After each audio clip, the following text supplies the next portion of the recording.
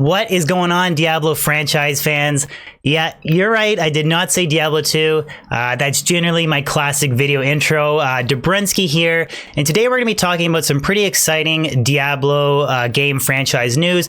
Now, it's not as mind-blowing of an announcement as Diablo 4, which we all know is definitely in the works if you guys follow Blizzard gaming news, but it's definitely a lot more exciting, in my opinion, than the failed Diablo Immortal announcement. Anyways, guys, let's check it out.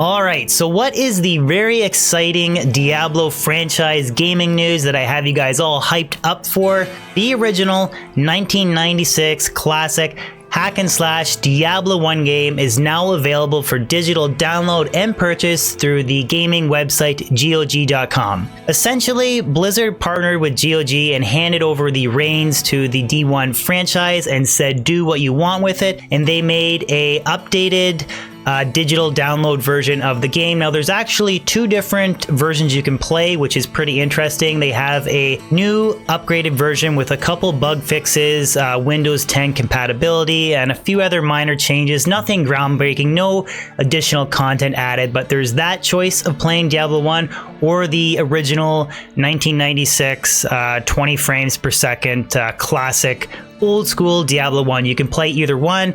On the original Diablo 1, you can still connect through Battle.net, or the upgraded, improved GOG version.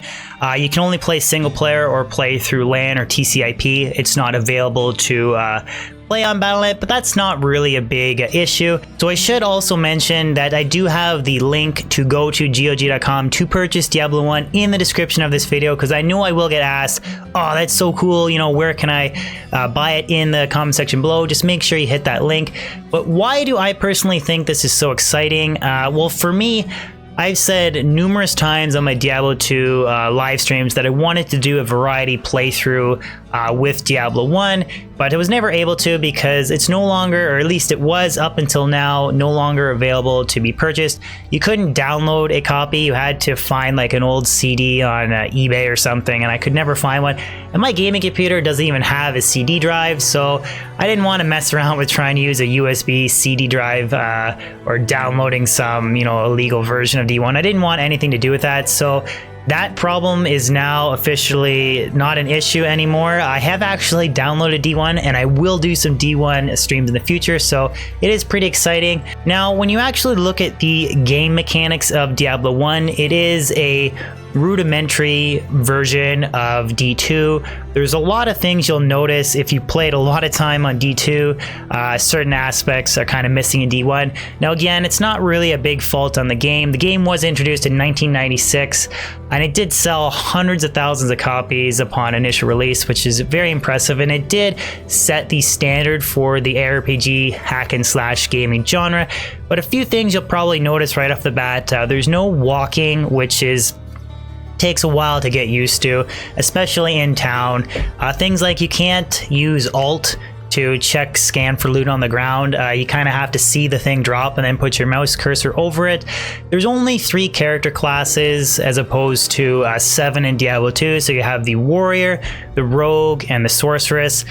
And another interesting thing is that the skills are actually not class specific, so every character can learn every skill in the game. Now, with that being said, some of like the elemental skills, they can be stronger or better used with the sorceress in comparison to using them on the warrior. So they're kind of, it's not like a warrior is tailored to learn the best sorceress skills in the game and vice versa. Like, obviously the sorceress isn't going to be as strong as the warrior in terms of melee damage. So despite some, maybe I guess you could say, archaic gameplay aspects to Diablo 1 in comparison to D2 and newer games, one thing that Diablo 1 does excel at is having a really dark and gritty atmosphere, even more so than Diablo 2, and that I really do like. I'm a huge fan of. I mean, I think everybody remembers this classic moment in Diablo 1. Fresh meat. I mean, the butcher today still gives me chills. I mean, the fresh meat thing, it is pretty dark and gritty, and I do really enjoy this. Now, one thing that GOG did mention is that there's no talks about offering the Hellfire expansion through digital download. It's actually not even supported by Blizzard. It was done by a different company, Sierra. So GOG would have to get the rights to Sierra Entertainment to make the Hellfire edition available for digital download. Now again, what do I think this means for the future of the Diablo 2 franchise, or sorry, the Diablo franchise in general? Now myself, I wouldn't really look too much into it. I don't think it's any indication that like a big Diablo 2 remaster is coming. I'm still banking on, after they release Diablo Immortal, that we're going to see a Diablo 4 and then spin-off projects. I do personally think that one of these spin-offs is going to be a prequel to Diablo 1, something along the lines of when the lesser evils overthrew the prime evils in the Diablo 2 lore.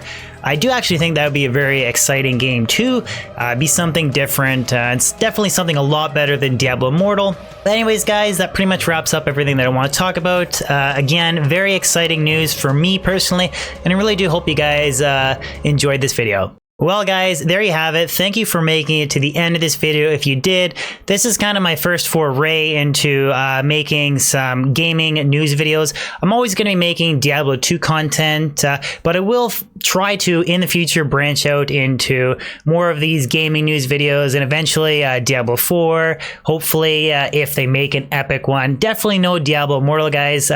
No worries there. Relax. Anyways, guys, thank you so much for the support. If you could throw a like on this video and share it, and even consider subscribing if you're new to my Diablo 2 YouTube channel. Post new weekly content and stream every week, so there's always new stuff to look forward to. Anyways, guys, thank you so much. The support really does mean a lot, and I'll catch you on my next Diablo 2 video or Diablo 2 stream. Have a good one.